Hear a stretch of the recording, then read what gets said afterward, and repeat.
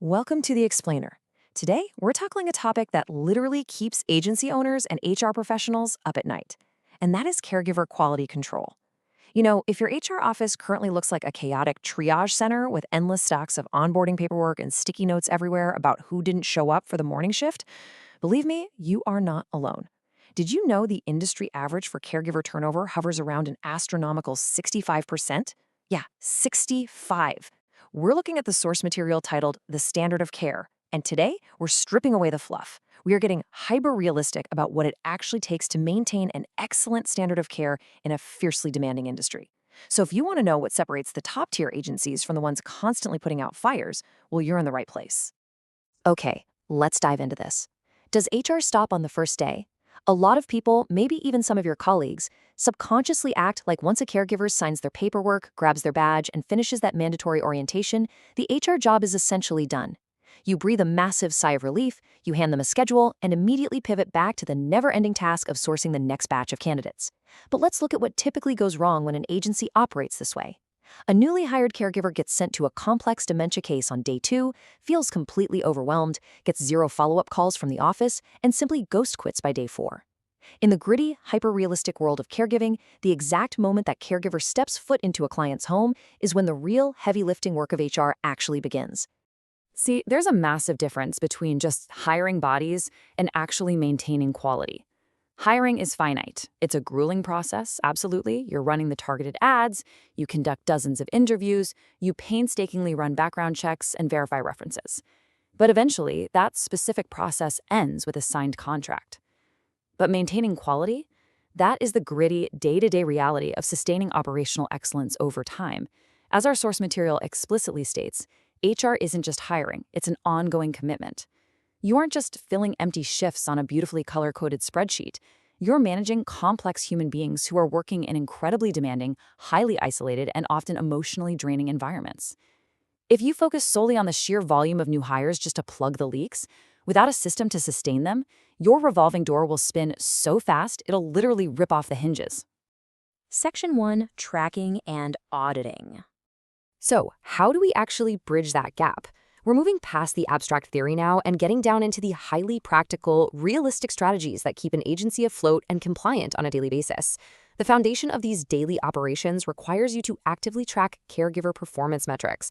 The source material highlights 3 specific, non-negotiable pillars: attendance, client feedback, and compliance. Think about the stark, unforgiving reality of caregiving. If someone doesn't show up, that's attendance. A vulnerable person is left without vital care, period. It's a crisis. If client feedback is poor, trust is instantly broken. And in this industry, trust is your only real currency. Once a family loses faith in your caregivers, they're going to pull the contract. And compliance? That is quite literally your agency's license on the line. Are their TB tests up to date? Have their CPR certifications lapsed? Did they complete their mandatory, state-specific, continuing education modules on time? Tracking these metrics isn't just corporate busywork or some administrative headache designed by a bureaucrat. This is the essential daily data that acts as the pulse of your entire operation. You need to know these numbers cold every single morning. Now, what's really interesting about this slide is that you can't just collect all that crucial performance data we just talked about and let it sit dormant in a digital file cabinet. You have to build a structured rhythm of accountability. Step 1 tells us to regularly audit documentation and training records. You need a systematic, foolproof way to verify, are they actually doing what they say they are doing out in the field? Step 2 is where the magic happens. Conduct quarterly performance reviews. Think about this realistically. In the fast-paced, high-stress world of caregiving, waiting a whole calendar year for an annual review is an absolute eternity. A caregiver could burn out, develop severe compassion fatigue, and quit 3 times over in 12 months. Implementing a quarterly cadence creates a realistic timeline for ongoing quality control. It allows you to catch the small, seemingly insignificant frustrations or bad habits, like, consistently clocking in 5 minutes late or struggling with electronic care logs, before they mutate into full-blown client crises or unpreventable turnover. Section 2, Reviews and Rewards. This is where we shift our focus to the human element of operations. How do we actually take all this tracked data and those quarterly audits and use them to interact directly and meaningfully with the caregivers out there in the field? Well, when interacting directly with caregivers, there is a remarkably clear, realistic division of action derived directly from the source's key strategies. On one hand, you have your high performers. What's the mandatory HR action? Reward them. Caregiving is exhausting, highly physical, and often completely thankless work. If you have someone delivering top-tier care day in and day out, you must recognize and reward them. Whether that's through bonuses, prime scheduling, or public recognition, it has to be done. Because if you don't, another competing agency absolutely will. On the other hand, you have your low performers. Notice the action here isn't immediately terminate, it is coach.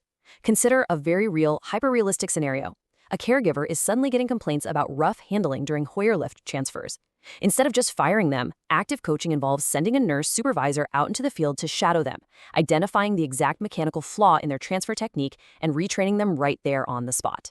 Active coaching is a practical, daily operation that can turn a struggling, overwhelmed employee into a reliable, confident professional.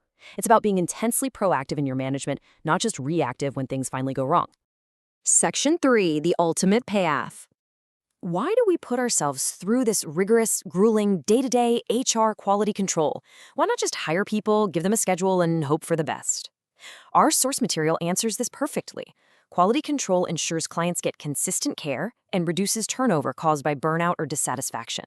So the crucial point is this: tracking metrics, conducting quarterly audits, taking the time to actively coach, spending the resources to genuinely reward. These aren't just administrative burdens or nice-to-haves. These exact actions are the very mechanisms that directly prevent caregiver burnout. When you sit down and coach a struggling caregiver through a difficult client behavior, you drastically reduce their daily stress and anxiety. When you reward a high performer, you boost their morale and validate their immense hard work. And what is the ultimate result when your caregivers are actively supported and sustained? Your clients receive consistent, high-quality care. Your turnover plummets. And remember, turnover doesn't just cost you the trust of the families you serve. It is a massive financial drain. Replacing a single caregiver can cost an agency upwards of $2,000 to $3,000 in recruiting fees, onboarding costs, and lost revenue from unstaffed hours.